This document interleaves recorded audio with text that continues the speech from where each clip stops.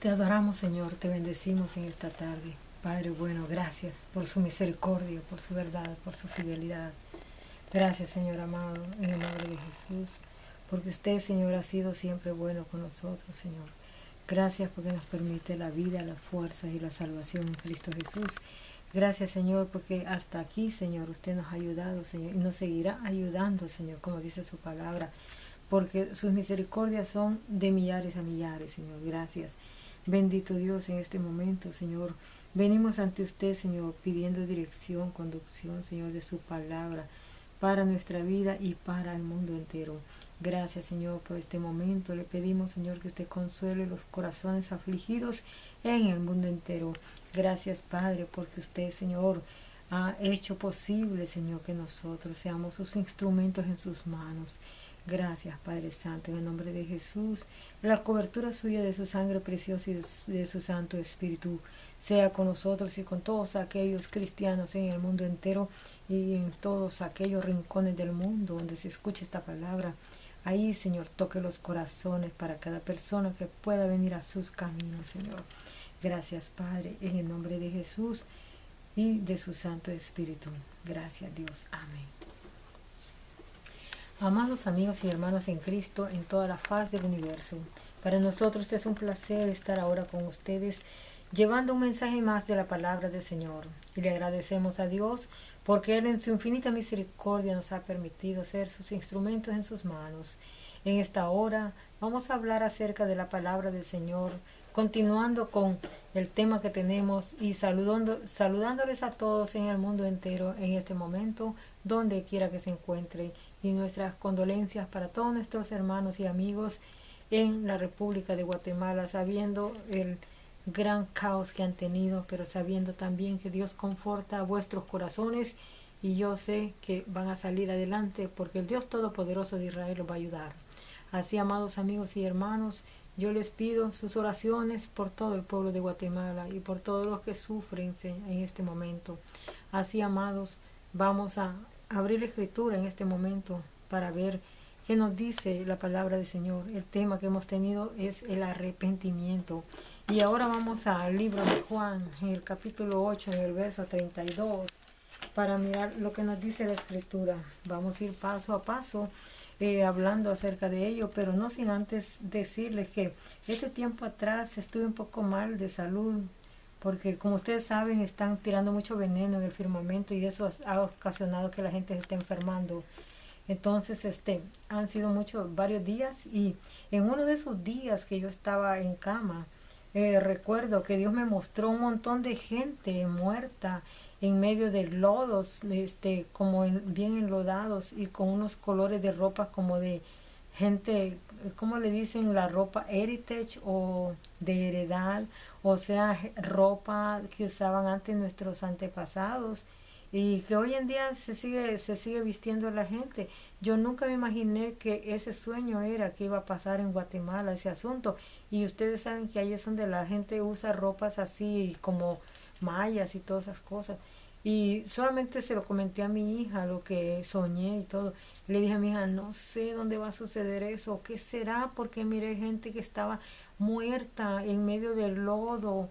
Y le dije yo, y con ropas como de coloridos y otros de otros colores, le dije, pero es como ropas, pero no se molesten ustedes por las palabras, pero cualquier persona podría decir lo mismo, ropas como de indígenas. Y miramos pues lo que ha pasado allá en la República de Guatemala, donde nuestros amados hermanos todavía guardan la heredad de nuestros antepasados. Así pues, para mí ha sido eh, caótico lo que ha pasado. El día que me di cuenta de lo que había pasado, el Espíritu de Dios me hacía llorar por ellos y interceder por ellos. Y pues mi corazón hasta el día de hoy está compungido por lo que ha estado pasando. Amados amigos, pueden ayudar al pueblo de Guatemala, ayúdenlo con lo que puedan. No necesitan dar grandes cantidades, basta con que ustedes den lo que el corazón, lo que Dios les ponga en sus corazones y pongan en instituciones seguras. Yo voy a mandar una ayuda y me he querido contactar con el pastor que Dios lo salvó, pero hasta ahorita no he tenido respuesta de él y ya le llamé y ya fui a ver un lugar donde llevan cosas, que ahí se paga para llevar las cosas. Y y eso es terrible, amados amigos. Con lo que podamos podemos ayudar, porque entre todos hacemos un montón. Gracias, amados, en este momento. Muchas gracias por ello. Y vamos a verla, San Juan, que dice 8:32. Y conoceréis la verdad, y la verdad os hará libres. Porque cuando no tenemos esta verdad en Cristo Jesús, lo que sucede es que la gente está encadenada, porque está en delitos y pecados, y su corazón no percibe la verdad de Dios. Es por eso que está diciendo así el libro de Juan.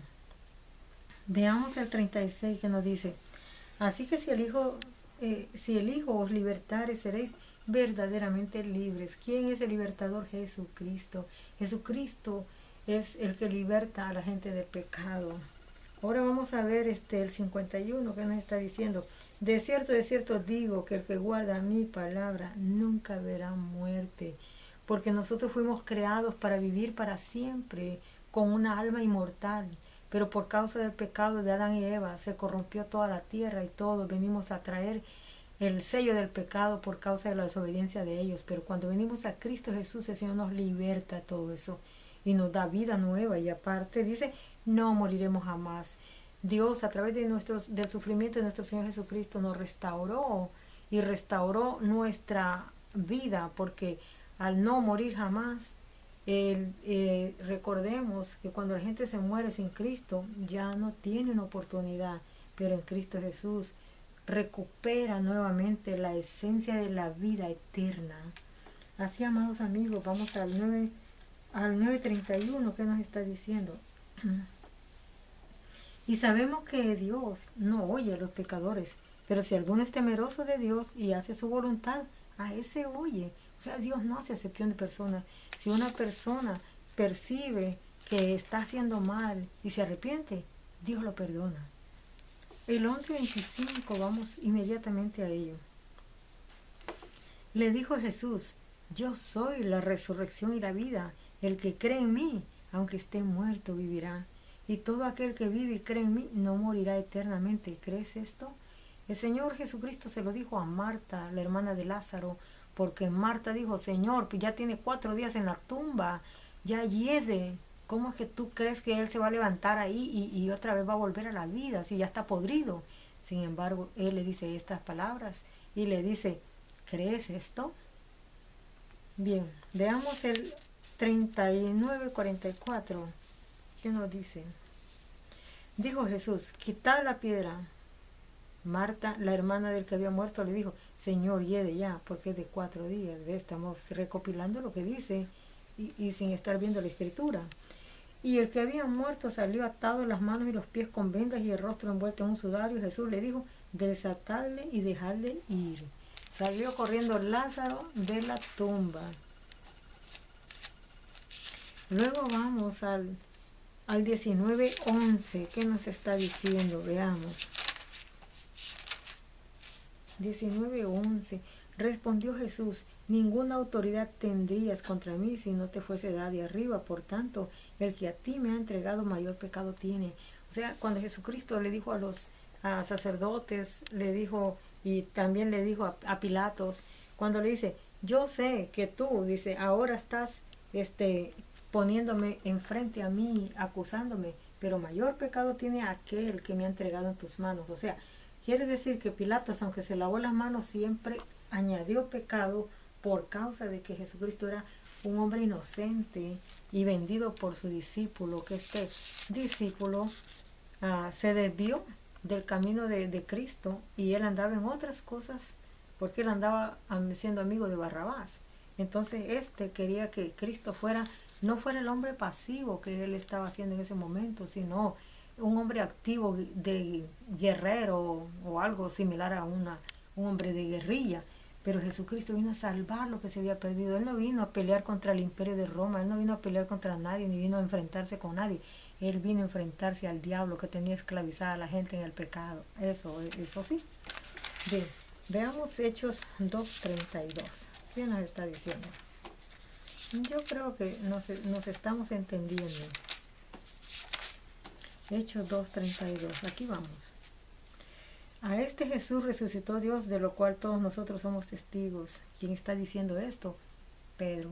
Pedro, cuando se levanta en medio de la multitud para predicar, él les está diciendo: a este Jesús es que ustedes, dice, crucificaron, y nosotros somos testigos, porque ellos estaban hablando en diferentes lenguas como el Espíritu Santo les daba que hablase. Bajó el Espíritu Santo a la vida de todos los apóstoles, y yéndose Jesús en las nubes para el cielo. Y entonces decían que estaban borrachos, que eran las 9 de la mañana y que cómo era posible. Y es cuando Pedro se levanta en él bajo la unción del Espíritu Santo y empieza a hablarle a todos en Jerusalén. Bueno, vamos al 3:19. ¿Qué dice? Y fíjese, hay un punto muy importante. ¿Cómo le dice? Y mataste al autor de la vida, a quien Dios ha resucitado de los muertos, de lo cual nosotros somos testigos otra vez. Ahora vamos al 19. Así que arrepentíos y convertíos para que sean borrados vuestros pecados, para que vengan de la presencia del Señor tiempo de refrigerio. El 4:10, vamos a ver, 4:10, veamos. Sea notorio a todos vosotros y a todo el pueblo de Israel que en el nombre de Jesucristo de Nazaret, a quien vosotros crucificasteis y a quien Dios resucitó de los muertos, por él este hombre está en vuestra presencia sano, cuando el Señor vino y sanó a una persona.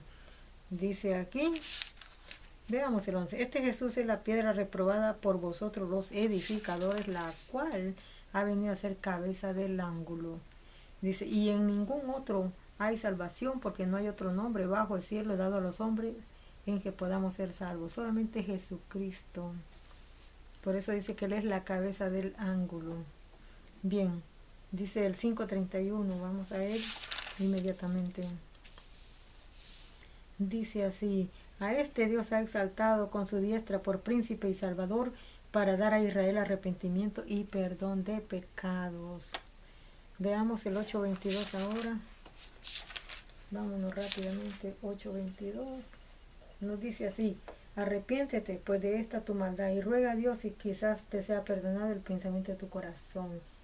Cuando cuando Pedro imponía las manos sobre la gente y la gente recibía bendición de Dios y el Espíritu Santo, este Simón, un mago que existía en ese tiempo, quiso convertirse al Señor, pero cuando miró que se imponían las manos y que él podía ganar dinero a través de eso, un fraudulento que iba a ser en la obra de Dios, entonces por eso Pedro lo condena y lo reprende duramente. Así como hoy en día hay tanto hombre apóstata que habla de Dios y sin embargo está haciendo negocio con el nombre de Dios y su palabra. Ahora vamos al 9:35. ¿Qué nos dice? Y le vieron todos los que habitaban en Lidia y en Sarón, los cuales se convirtieron al Señor. Dice, vamos a ver el 11:18. ¿Qué nos dice? Veamos un punto muy importante que está diciendo acá en el 10. Vamos al 10. Y nosotros somos testigos de todas las cosas que Jesús hizo en la tierra de Judea y en Jerusalén, a quien mataron colgándole en un madero. A este levantó Dios al tercer día e hizo que se manifestase, no a todo el pueblo, sino a los testigos que Dios había ordenado de antemano, a nosotros que comimos y bebimos con él después que resucitó de los muertos. Esto es muy importante. Dice el 11:18. Entonces, oídas estas cosas, callaron y glorificaron a Dios, diciendo, de manera que también los gentiles, dice, ha dado Dios arrepentimiento para vida. Cuando ¿quién estaba hablando? Estaban hablando los discípulos, pero Dios estaba alcanzando a Cornelio, el centurión romano, cuando toda su casa vino a los pies de Cristo, romano, soldado romano, que Pedro le fue a predicar a su casa. Ahora vamos al 21. ¿Qué nos dice el 21? Y la mano del Señor estaba con ellos y gran número creyó y se convirtió al Señor. Vamos al 13:24. Antes de su venida predicó Juan el bautismo de arrepentimiento a todo el pueblo de Israel. Mas cuando Juan terminaba su carrera dijo, ¿quién pensáis que soy? No soy yo él. Mas he aquí viene tras mí uno de quien no soy digno de desatar el calzado de los pies. Este era el Señor Jesucristo. Y como le dice en el siguiente versículo, le dice, varones hermanos, hijos del linaje de Abraham, y los que entre vosotros teméis a Dios, a vosotros es enviada la palabra de esta salvación. 14:15. Y diciendo, varones, ¿por qué hacéis esto? Nosotros también somos hombres semejantes a vosotros, que os anunciáis que de esta vanidad os convertáis al Dios vivo, que hizo el cielo y la tierra y el mar y todo lo que en ellos hay. Cuando Pablo se encontraba en una ciudad, dice que los de esos pobladores de ahí empezaron a quererlos adorar, tanto a Pablo como a Silas. Y ellos dijeron, no, conviértanse de toda esta vanidad, dejen esos ídolos, dejen de esas adoraciones a imágenes y cosas. Nosotros somos hombres como ustedes, con la diferencia que predicamos el Evangelio de Cristo para salvación y perdón de pecados. Ahora vamos al 13, estábamos en el 14, 15, ahora vamos al 15, 19. 15:19 lo pasé. Veamos aquí. Por lo cual yo juzgo que no se inquiete a los gentiles que se convierten a Dios.